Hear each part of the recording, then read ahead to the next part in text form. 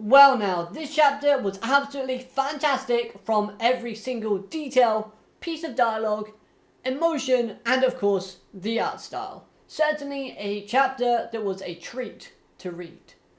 Hello everyone and welcome to the Anime Zillia, and today let's talk about chapter 26 of the Blue Box manga series.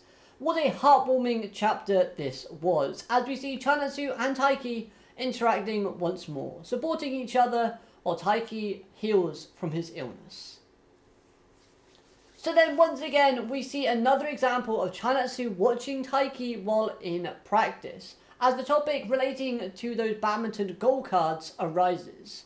chinastu asks Taiki or wonders why he didn't write down a goal that is aiming for nationals.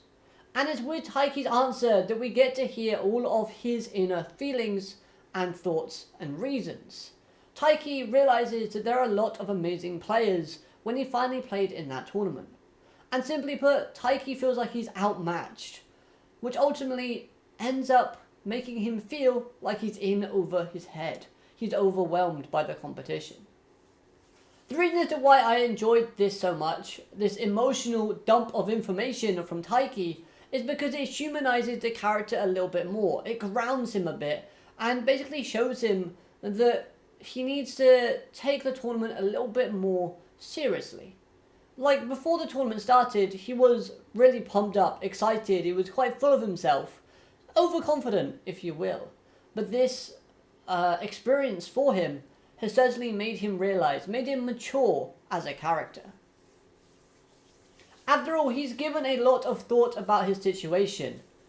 It was sad seeing how this realization from Taiki somewhat made him lose confidence in himself. He made him feel like that no matter how hard he tried, there's always someone or something that is out of his reach, that makes it so his goal is impossible. Now, one thing I absolutely loved about this information and reasoning and emotion that Taiki was presenting here is the fact that it does hit home a bit, in the sense that almost everyone at one point in their life feels like their goals or what they're trying to achieve is out of their reach. They have a knock in confidence. I'm talking about you and me personally. Like, it's something that everyone goes through.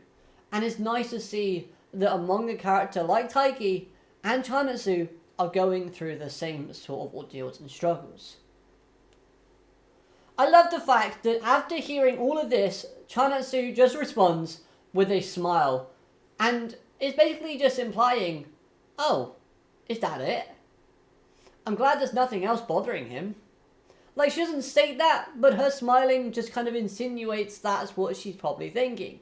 chinastu herself stated that she, within the corner of her own mind, feels or wonders if she's in over her head in certain situations, or if something is impossible. Which in turn leads to her thinking that maybe settling is for the best. But then every time she feels that way, it annoys her. She can't stand it. So in turn, it also gives her a goal, which then gives her a drive to stand back up after every failure, which keeps her getting out of bed every single morning and keeps her motivated. Within this conversation, chinastu manages to inspire Taiki by telling him that it's okay to have lofty goals and ideals. Telling him that he should value those goals, especially if they give you a driving factor to work hard in order to achieve them. However, one thing I did notice about this particular exchange of conversation between chinastu and Taiki was chinastu's body language.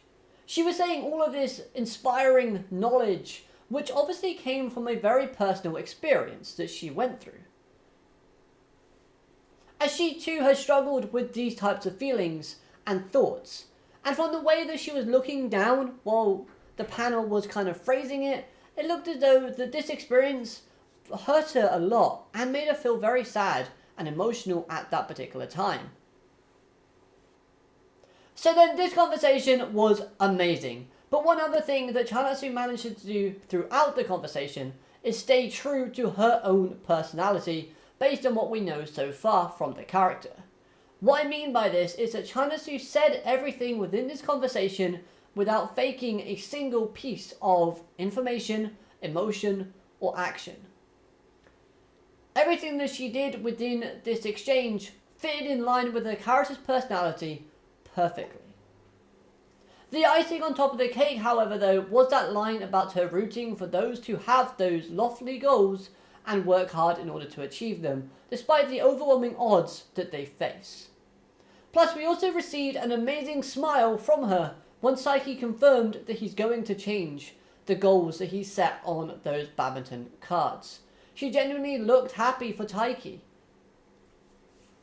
Another example of her basically being happy and just wanting the best for Taiki is when she was being very stern and telling Taiki to rest.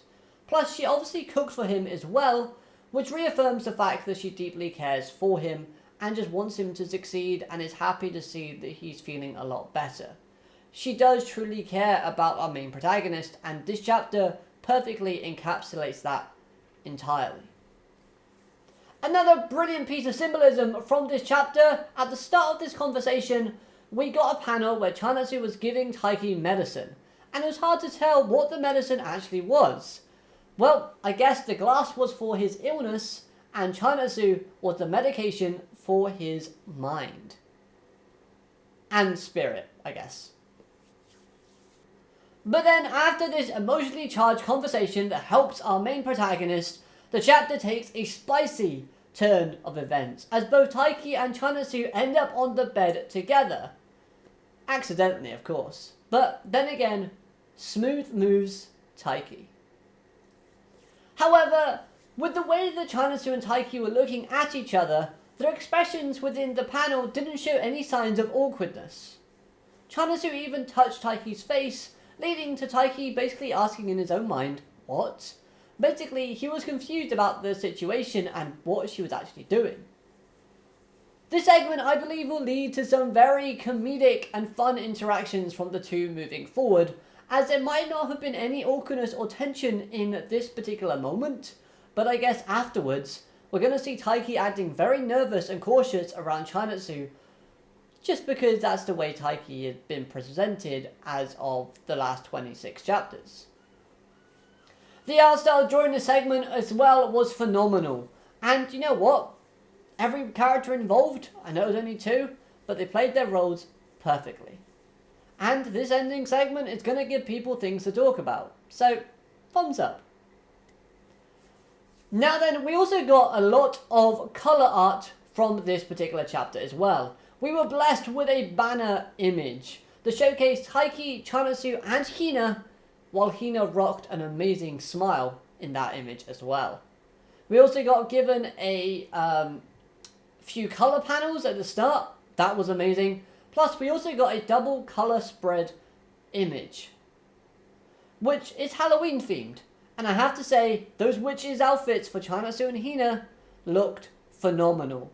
There's no tricks in this chapter, only treats. So overall, I absolutely loved this chapter, as we learned a little bit about chinastu and her struggles within the past. Plus, we also learned that she can cook, which is always handy. One interaction I'm still hoping to see though from a future chapter is of course the one between Taiki and Haru, as now we have a perfect opportunity for them to do so, because we have Taiki updating his goals list, and I can see Haru sort of intercepting him while doing that, and questioning him about his actions as of late. Because we've not had an interaction between Haru and Taiki one-on-one since the tournament has ended.